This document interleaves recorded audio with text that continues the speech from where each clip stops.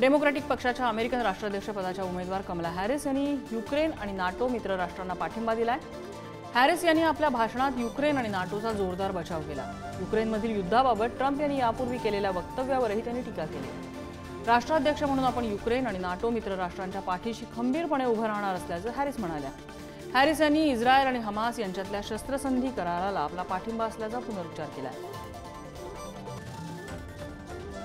Democratic पक्षाच्या अधिवेशनाच्या शेवटच्या दिवशी कमला हॅरिस यांनी अध्यक्ष उमेदवारी स्वीकृतीचं जे भाषण केलं ते पक्षामध्ये चैतन्य निर्माण करणारं होतं असं म्हणायला हरकत नाही।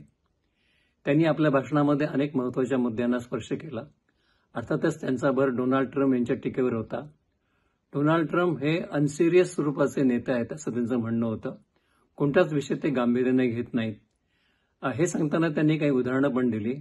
प्रामुख्याने 6 जानेवारी 2021 रोजी कॅपिटल हिलवर त्यांनी केलेला हल्ला, नाटोला आणि युक्रेनला त्यांचा असलेला विरोध, गर्भपाता संबंधामध्ये त्यांची टोकाची भूमिका, अशा काही उदाहरणांचा त्यांनी त्याच्यामध्ये समावेश केला आणि आपण जर सत्य झालो तर हे चित्र बदलू अशी ग्वाही त्यांनी दिली।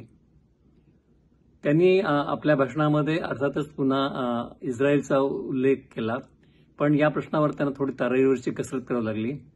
इस्रायलला अमेरिकेचं समर्थन यापुढे कायम राहील, परंतु गाझामधील निर्वासितांच्या ज्या पॅलेस्टाईन निर्वासित आहेत त्यांच्या हालाला पारावार नाही, त्यामुळे त्यांना देखील एक दिलासा मिळाला पाहिजे अशी पण भूमिका त्यांनी यावेळेला घेतलेली होती।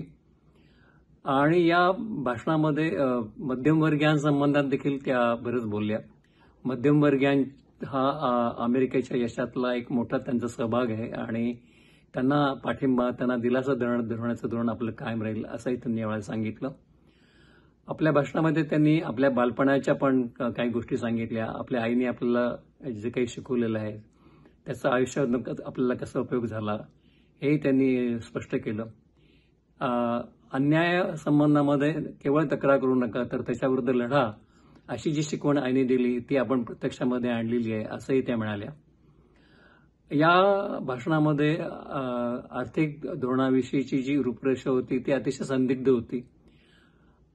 इकॉनॉमिस्टने अलीकडेच एक अंक प्रसिद्ध केलेला आहे, त्याच्यामध्ये कमला हॅरिस ही निवडणूक कदाचित जिंकू शकतील, पण अमेरिका ते गव्हर्न कशी करणार किंवा अमेरिकेचं प्रशासन ते कसं राबवणार याविषयी पण शंका आहेत। त्या या शंकांची उत्तरं मतदारांना मिळाली पाहिजेत अशी भूमिका त्यात मांडलेली आहे आणि मला असं वाटतं की या पुढच्या काळामध्ये मोठं आव्हान कमला हॅरिस यांच्या पुढे आहे।